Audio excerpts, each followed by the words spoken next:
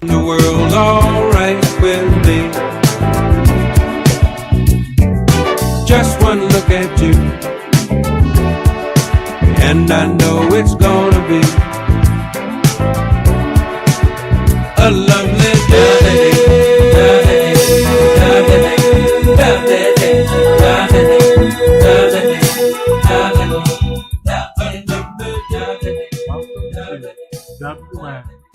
WHHFM 103.5 Just in Time Conversations. I'm your host, Justin Farmer, inviting you to be in community with us with conversations that matter and people making a difference. Today, our guest is Mayor Garrett. Mayor Garrett, thank you so much for joining us in the studio. Good morning. Thank you for inviting me. So I'm sure people are wondering, what brings you joy about the job, what your favorite moments are from the last 4 years. But I guess, to start off, what made you decide to run in the first place? And, what has changed since then that made you decide to rerun? So I ran because I wanted to make our community a better place and wanted to make sure that we were making the best decisions with the information that we have. And we've made so much progress on that, really stabilized our finances. We have put in some really great projects that help people. A lot of that's been through ARPA, as well as many grants that we've received from at both the state and federal level. And it's just really exciting to be able to make progress for the town.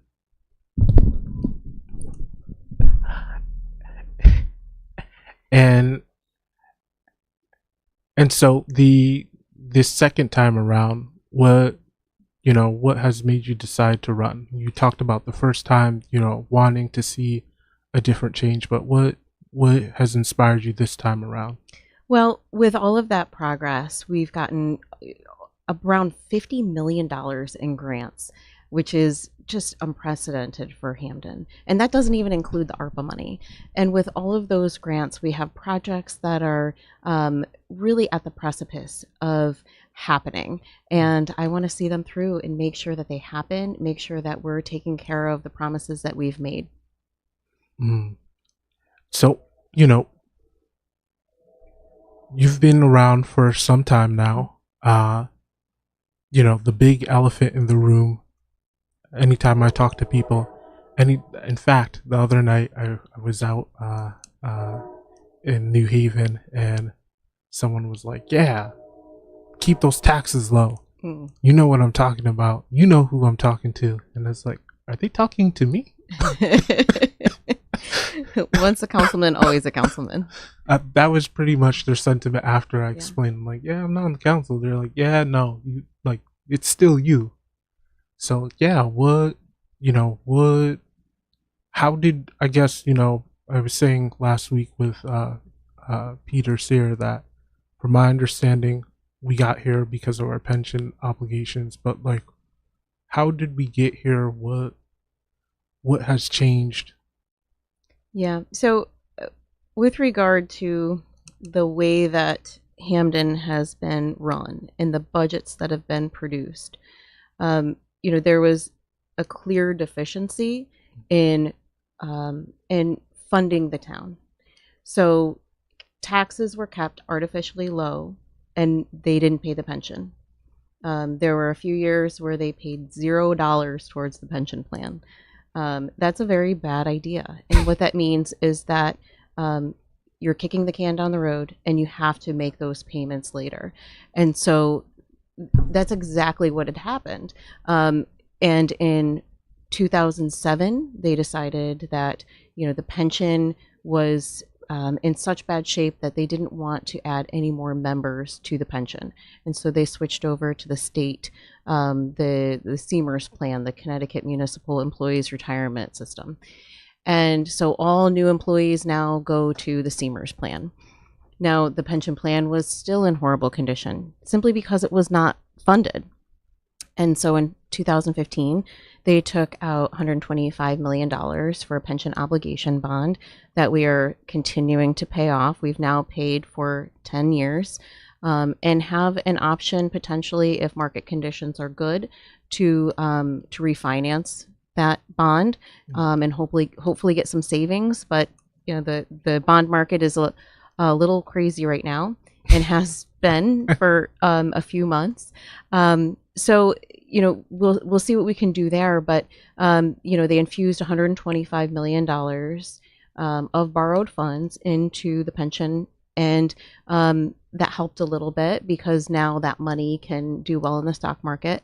But that has meant, by putting in that pension obligation bond, that now we have an actuarially determined contribution, money that has to be paid into the pension every single year, determined by actuaries.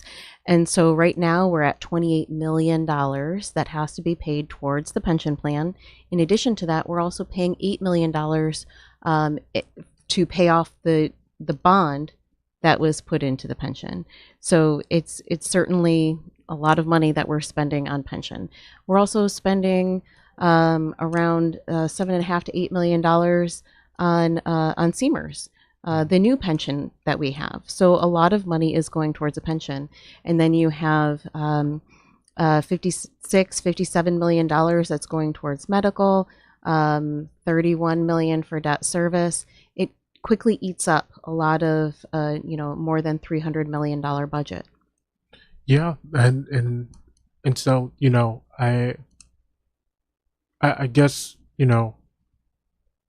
what did things change in the last couple of years that got the taxes to this point, or was this an inevitable that was going to happen? Yeah, so we've gotten to the point where we're funding our obligations. Right? So that's really good. But what has also happened in just the last year is that we were mandated by the state to do a revaluation of all property values in Hamden.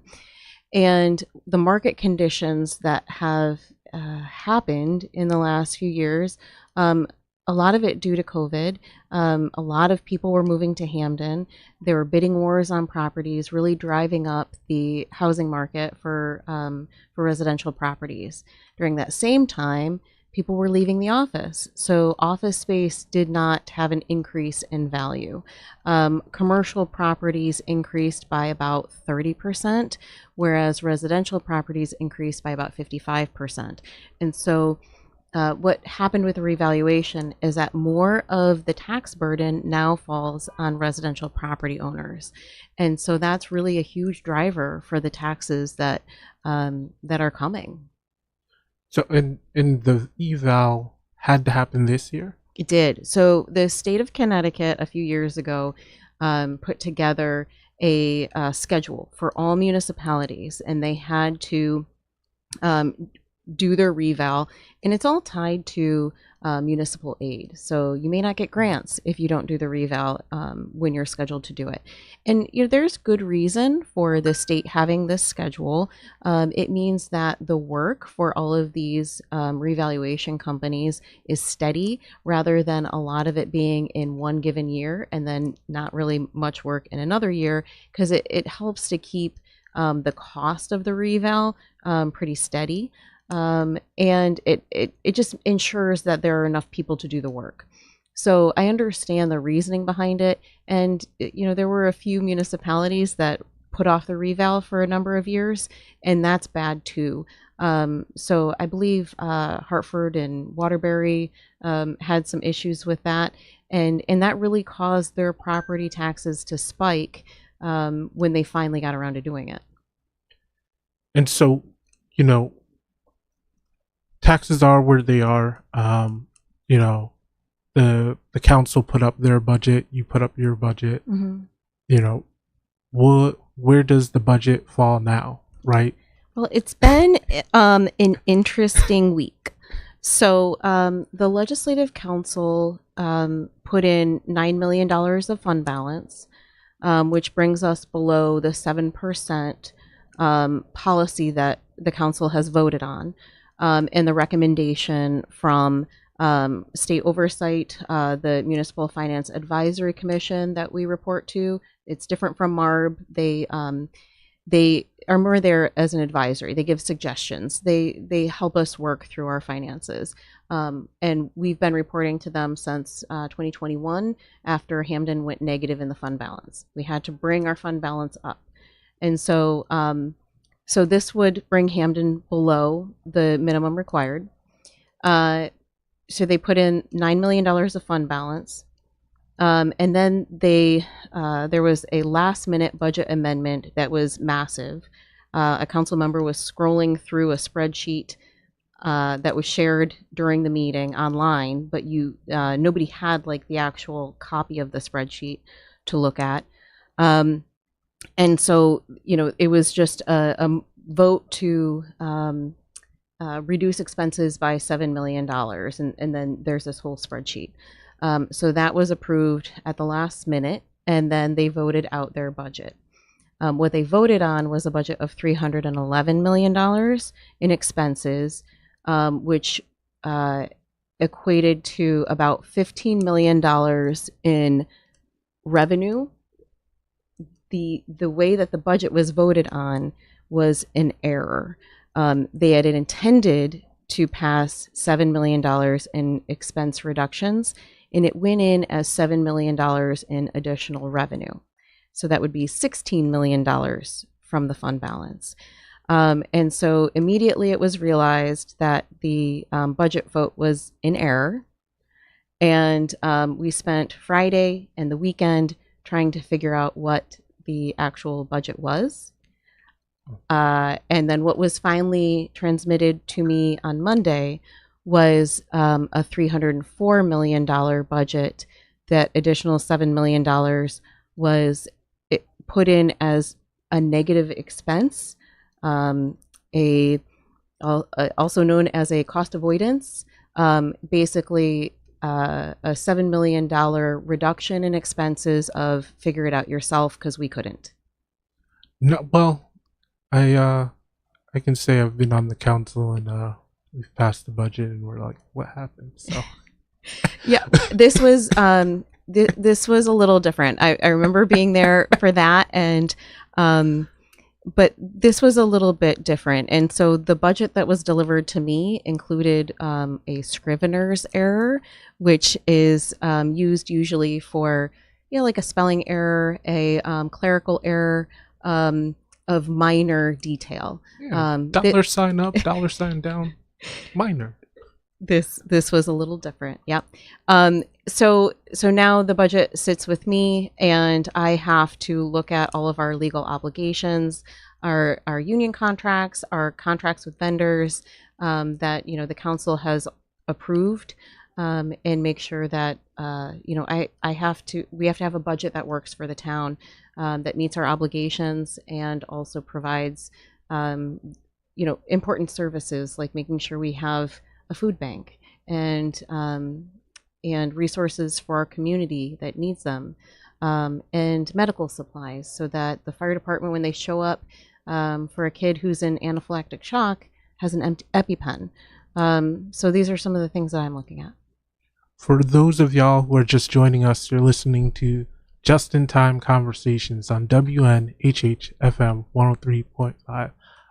We are here today with Mayor Garrett, Mayor of Hamden, talking about Hamden, and so your run, right? So,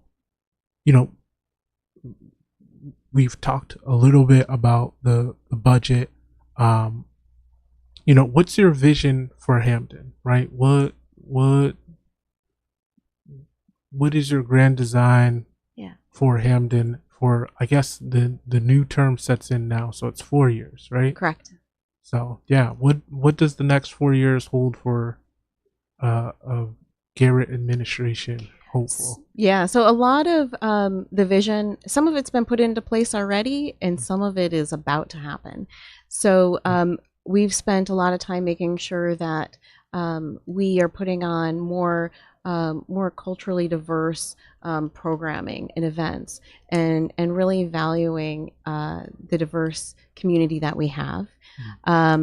We have spent a lot of time getting grants and have been awarded around $50 million in grants at both the federal and state level.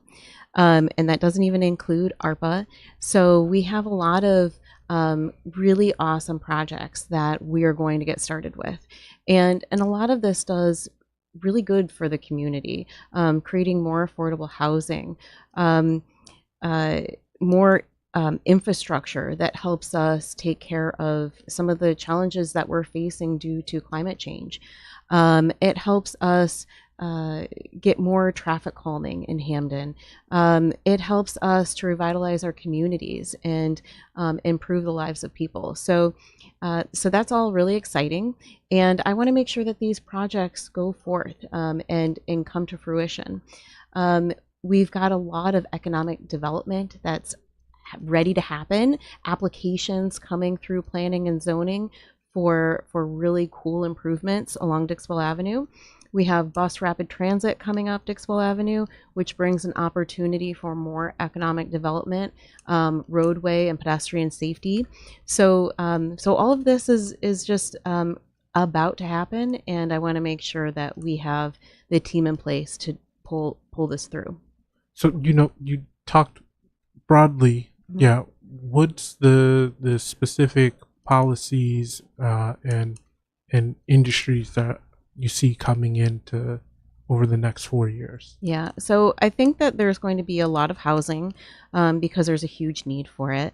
A lot of affordable housing with that as well, and really using some of the spaces that we have to its highest and best potential. So a lot of mixed use development.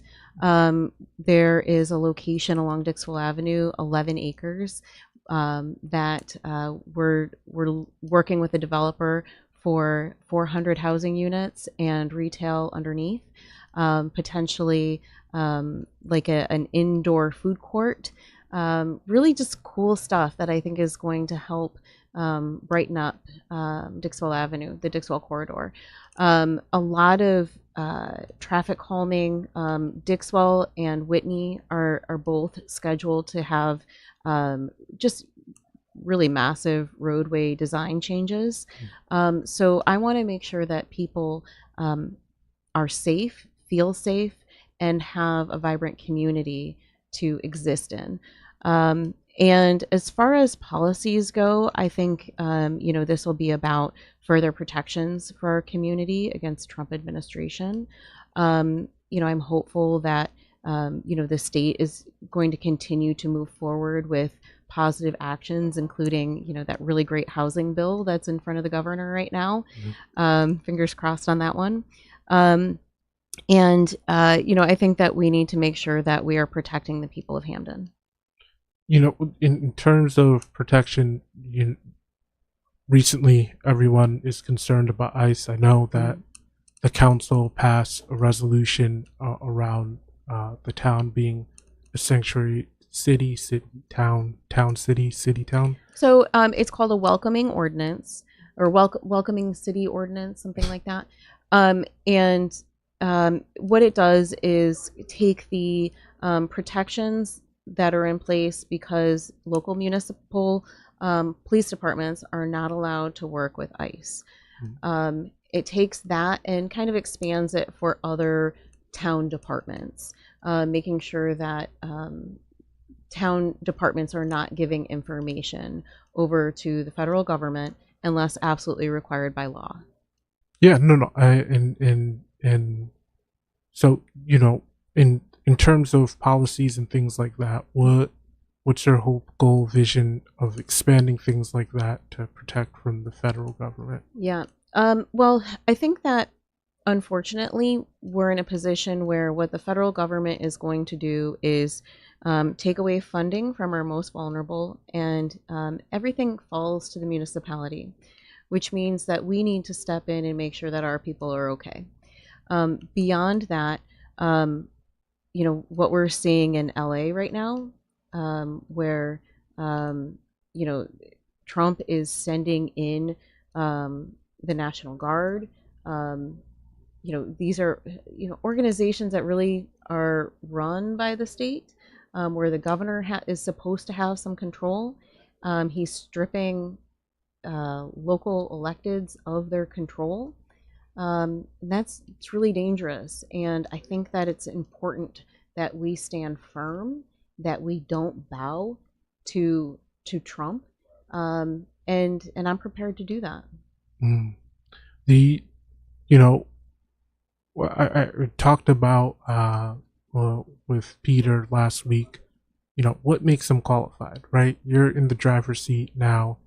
People, I think there's 8 candidates running for mayor. I think it's 7. 7. Well, Democrats. Yeah, I think there are some Republicans or independents that show up. Yeah. 7 candidates running. So what sets you apart from the other candidates running for mayor? Well, obviously, I have the experience, and I think that I have powerful experience because I have so many success stories to share from the 4 years that I've been in office. I'm very good at administering the town government, making sure that our department heads are all working together, that we are working towards the best interest of the Hamden residents and bringing progress to our community. And I think that because we need somebody who knows what they're doing in a very tumultuous time, that it's important that we have that experience. You mentioned department heads, right? Finance director. I know we've gone through a couple of economic development directors. Yep. What do you tell people about, staffing and figuring out how to run the town? Like what would be different in these next 4 years? Because there have been some tensions. And so how do those tensions get addressed in the next administration? Right. So with our finance director, the finance director, he moved out of state. Back in November, we went out for the recruitment in October, knowing that he was leaving. And the salary that we were at was not sufficient. And so I worked with council to increase the salary. Almost had a candidate, and because there was reluctance to give more money, and then his name was leaked online, it made it very challenging to firm that up. And there is a shortage of people who are finance directors for municipalities out there in Connecticut right now. There are a few communities that are looking, and to be competitive, you have to pay enough. So, I think we're connecting on that with the Legislative Council now. And so I think that it'll be easier. But when there is a primary with 7 candidates, I think it makes it a little tough to bring someone in, because people need job security. For this level of, executive leadership, it's really important to have to know that you have job security, to know what the team is that you'll be working with. So we're looking at a couple of different options, potentially bringing in someone on like a temporary basis until we're able to find the right candidate.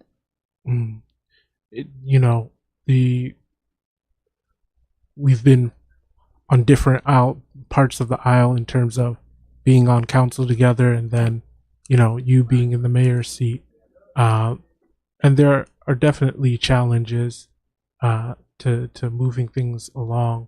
What do you say to people who preach about austerity, right? They see their taxes going up, they see that they can't afford it.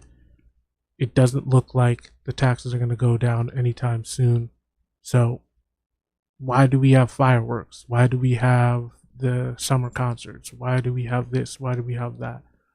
Yes. What would you say to those constituents? Well, I think that it's really important that we have nice things in Hamden. if you're trying to bring people here, bring economic development, make Hamden a great place to live, I think you have to have some nice things. But the nice things are not a significant part of our budget. They are way less than 1%.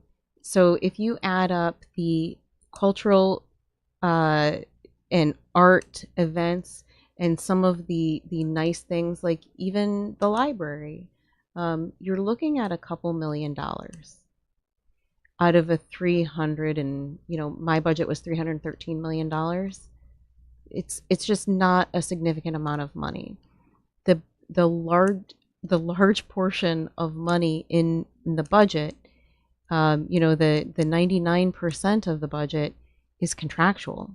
It is paying for what it costs to run the town, and not an extravagant cost. It's just really expensive bills.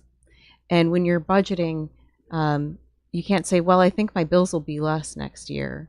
You budget based on, for electricity, your usage and the rate. These are not difficult calculations, but we are doing things to try to reduce our costs. We've engaged with UI to put in LED lights, and we're on their list. We are working on an audit of our streetlights to make sure that the town is not overlit, or in some cases where it's underlit, we should have the right amount of streetlights. We are working on some green energy solutions like solar panels, and fixing the fuel cell at Hamden High School, so that we are getting more of our electricity usage from green energy. So there are definitely some things that we are trying to do to save taxpayers their hard-earned money, but we do have to pay for what it costs to run the town. Yeah, you talked about a lot of things that you talked about in your first campaign, and so what do you feel has been the hurdle, or what are you going to do differently to move beyond some of the difficulties to implement some of the policy you were talking about? Yeah, I think the biggest hurdle is that it takes so much time to get anything done. There's a lot of review.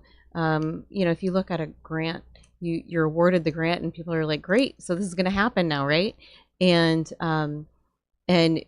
just the amount of work and time that goes into getting a grant into fruition is very challenging. So you have to write the RFP, the request for proposals, and that has to get reviewed by the state, by our legal team. It goes out, and then you get bids, and then there's a contract. That contract has to get reviewed by the state, and then our legal team. And there's so council. much in the council. There's just so much between like the documentation that goes into grant compliance and all of it takes so much time. I wish I could change that, but you can't. All these reviews are necessary, and for good reason, to make sure that dollars are spent well, that the town is protected from a bad contract. There's certainly good reason for all of this, but I would say that is the biggest hurdle, that everything takes a lot of time, and you have to be patient. If you're not patient, municipal government is not right for you. I guess it's not right for me.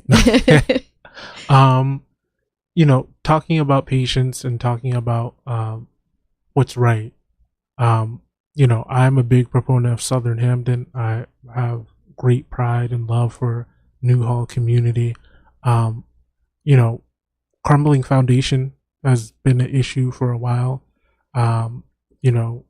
We've worked together on 6 leagues. I know that there's some grand design visions for revitalization of Southern Hamden. What do you say to the Black and Brown community folks who feel that they've gotten the short end of the stick for so long? Yeah. Right? Like the middle school building, right? Like, what do you say to all of that? Yeah, I would say that they're right. They have gotten the short end of the stick. And we're putting a lot of money into Newhall. A lot of the grants that we've received have been specific for the Newhall neighborhood. And so, like I said, it takes a lot of time, which is really hard because people who are living with, the conditions that they have in their houses are settling into the ground. There's water intrusion, and they're right. This has taken far too long. And it's really important to me that we do this the right way, that we understand the structural issues that they have. We have an engineering team that's really good. Haley and Aldridge, they've been working in the Newhall neighborhood for a very long time. They're well respected, and they're doing a good job. So right now, they are all over Newhall with machinery that is drilling boring holes into the ground to test the depth of the industrial waste to make sure that as they're stabilizing foundations, that it's going on strong footing. And so that work is being done right now so that they can write individual designs for every single home that that has engaged with the town and Haley and Aldridge, so that we can have designs that fix their problem. These designs will be available to them so they know the needs of their individual properties. And when we have a contractor in place to do the work, they'll be able to check, did this actually happen? Did we follow through on what Haley and Aldridge says are the needs of that property? So we're making sure that there's accountability in place. We are making sure that that there is strong design based on not what we feel is the right money to spend, but on what is needed to spend. I know that people have gotten some fixes in their homes that have not been enough to solve problems. There wasn't enough money, and it was spread out rather than used to fix the actual problem. And I want to make sure that we are not making those same mistakes. And to my chagrin, the revitalization of a community center, the conversation has gone on long where, you have community members now who are saying, rightfully so, our foundation's first before the community center or anything else. What do you say to the building still being up and to the tensions that are brewing in the community of people saying that, they're not listening to us? Yeah, I definitely hear it. And we want to make sure that we have the money in place to fix the foundations.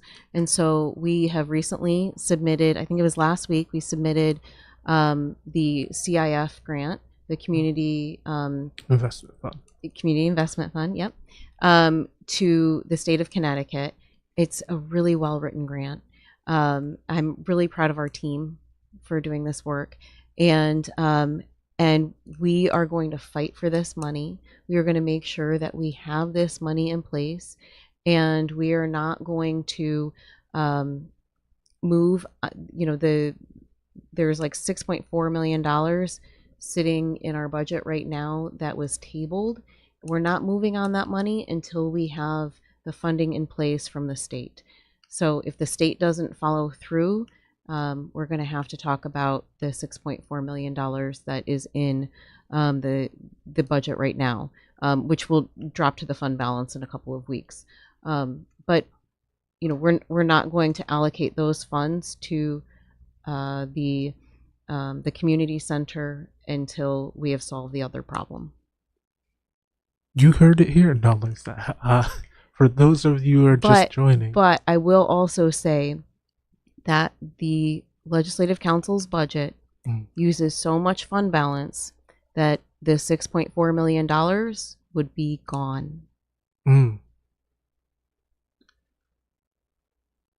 For those of y'all who are just listening, you're listening to WNHH-FM 103.5 Just-in-Time Conversations, here with Mayor Garrett talking about the fund balance. So what exactly is the fund balance and how does it work? Yeah, so the fund balance is like your rainy day fund, the town's saving account. And so your operating budget is the money that it takes to run the town for 1 year. At the end of the fiscal year, our fiscal year ends June 30th. You have the ability to pay bills that occurred in that fiscal year, that previous fiscal year. So you continue to pay those bills, but any new expenses go to the next fiscal year. So on June 30th, you can't allocate any more funds for new money. You can't allocate the funding with the old budget. You have July 1st is new money, new work, new purchase orders. So at the end of the fiscal year, you have to balance all of your accounts, reconcile everything, and what is left over as a surplus or deficit goes towards the fund balance. The fund balance in 2020 went negative, and the town had to come up with a plan to build back the fund balance. So, protecting it is really important. This was taxpayer dollars that went in to shore it up and get to the 7% that the state wants to see, that our bond rating agencies want to see, that our bond holders want to see, because some of the way that the fund balance was built back up was through borrowing money, pushing out debt, so that the town could have those savings in the upfront years. Those savings went into the fund balance. So it's really important that we maintain 7%. So, I feel like it's insider baseball in the sense that, the fund balance has always been a place where insurance is held, sometimes OT for policing, things that the council wants to, wait and see on what the expenses are. And sometimes that's with the mayor, sometimes that's not with the mayor. And so how do you see holding the line or encouraging? Is there conversations with the council about the crumbling foundation money? Like where does that fall? So, I think that different council members have their own opinions. I think that right now, we're holding on to that money. The legislative council and my office, it's a council decision to move the money. Mm-hmm. I wouldn't be able to do that myself. But I think that what we're doing right now is seeing how a couple things shake out. First of all, the budget, but also the, whether or not the state supports our applications for. We submitted 2 applications. One for just strict, what we call state bonding, which is where the state bonds the money and then we get it. We don't have to pay it back. It's essentially a grant to the town. So that was one path that we took, and the second path was through the Community Investment Fund, just a grant. And so if we get the money, then I would like to make improvements to the old middle school property. I think it's important for our kids, but there are still conversations that have to be made with the legislative council and the community to make sure that we're doing the right thing. But I do hear foundations first. I hear it. Kamira Cooper from Facebook has said, many have moved from Hamden due to increase in tax and mill rates. What's the plan to curb the taxes? Well, right now with the revaluation and the just really significant changes in the grand list, it's not possible to lower the taxes. Um, it's it's very much not possible. Um, I've been speaking a lot with other mayors from communities around Hamden, West Haven, North Haven are seeing the same exact thing. Well, They had to do a reval this year as well, mm, and just significant tax increases because of the reval. In fact, I got several mayors together to go up to Hartford to talk to Governor Lamont about this. And see if there was anything that the state could do to help out. And that didn't really happen. You know, the budget was pretty unchanged. You know, the budget that was passed by uh, the state legislature was fairly unchanged from what the governor proposed. so the West Haven just came out of the MARB, Mhm. right? They for 20 years were in the MARB. Basically, as long as I've been alive, they've been in the MARB. Mhm. Uh, you know, where do we fall in fiscal stability versus the state coming in and saying Yeah. we're gonna run your books? So right now we report to the Municipal Finance Advisory Commission, MFAC, which is different from MARB, the Municipal Accountability Review Board. Um, and MFAC has made great, helpful suggestions for the reports that we give them. We meet with them about every 2 months, and they don't force you to do things, but they suggest. They make helpful suggestions. It's great. Um, the budget that the council passed would put us in MARB. I as a council person, I've been on both ends of saying like, oh well, if we can't figure it out, then just let the state figure it out. What are we Well, doing? they don't exactly figure it out for you. What they do is require you to hire extra people, produce reports. They put policies in place for you, and they have the ability to tell you you need to raise more taxes. You need to charge a higher mill rate. Um, Or you you know, need to cut programs, or right? They don't. By and large, they do not go in and renegotiate your union contracts, which is a commonly held belief. It has happened in the past. I believe that happened in Hartford. We are not Hartford. They bailed out Hartford. We are not Hartford. They're not going to bail us out. It is not a it's not something that helps the town kind of control their own narrative and taxes. It MARB comes in, and generally speaking, your taxes go up. and so you've talked about the downfalls of the MARB, right? I've always have talked about it as like, yeah, if we won't get it together, then let someone else do it. So, what's the plan forward over the next 4 years to stay clear, right? Depending on what happens with the budget, of course, but what's the plan to steer forward and avoid going into MARB? Well, the biggest piece is that you can't kick the can down the road. You have to pay for what it costs to run the town. And that doesn't mean that we have to have the Taj Mahal. It just means that we have to, you know, I've heard that we somewhere. we don't have. It's not like we have, like super nice facilities, or like, our parks are beautiful, but they don't have, like fancy amenities. Like at Town Center Park, we pay for porta potties because we don't have a big outdoor um, uh, working bathroom, right? We don't have a lot of um, fancy amenities in Hamden.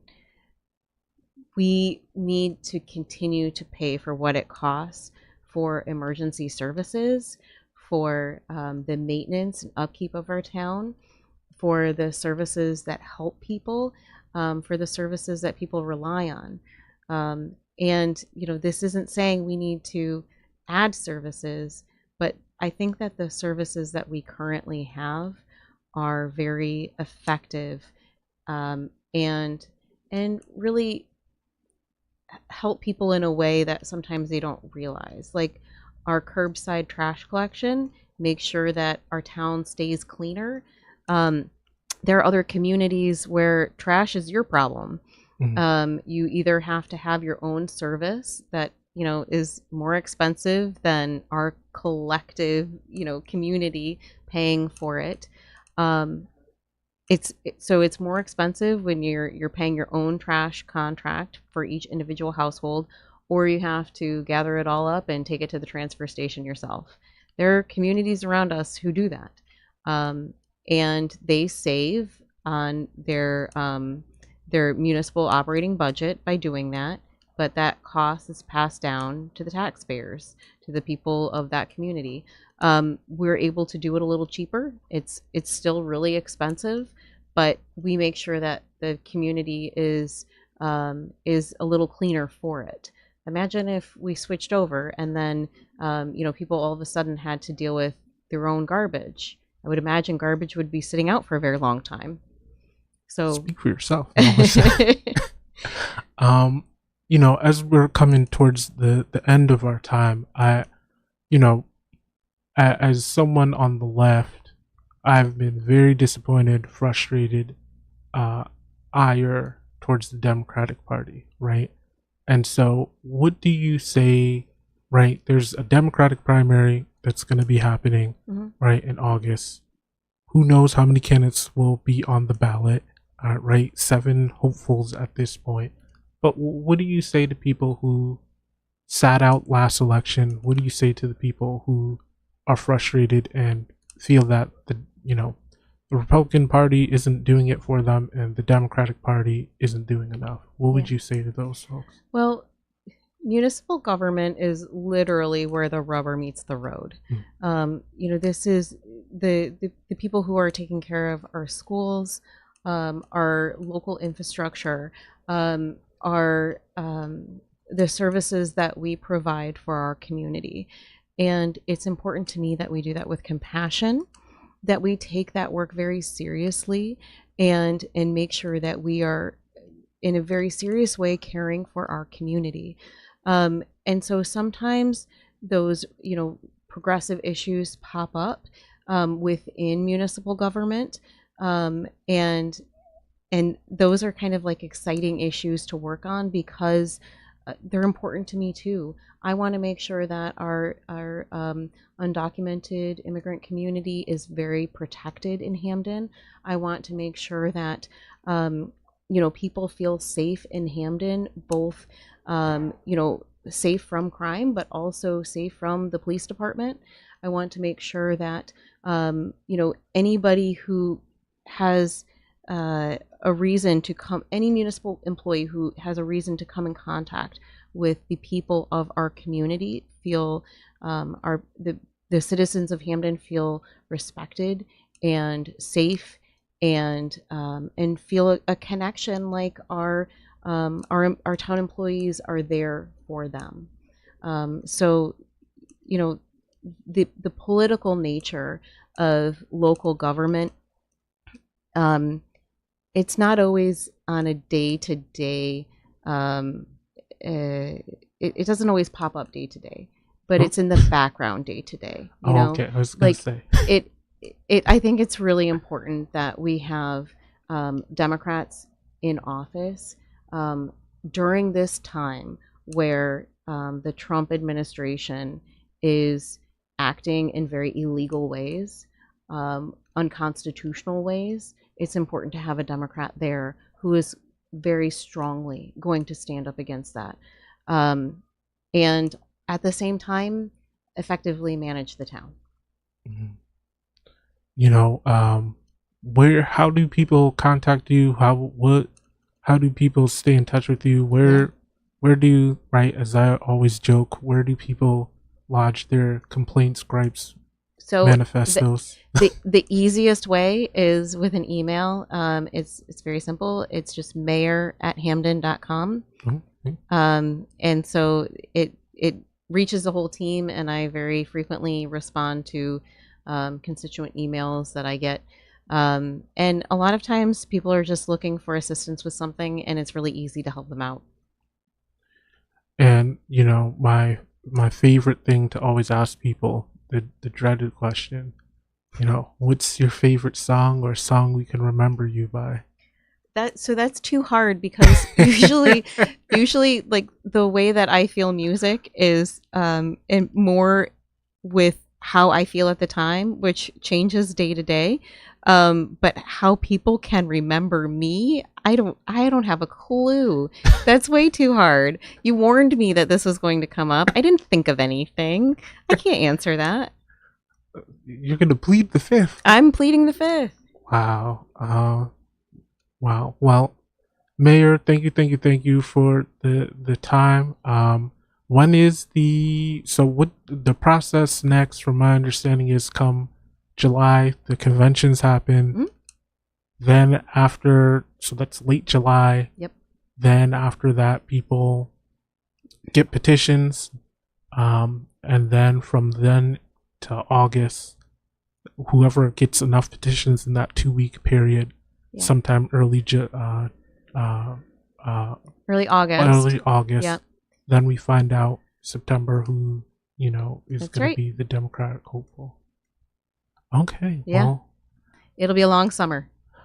Long summer. Let us continue to plant the seeds of change so that we can grow together. Thank you.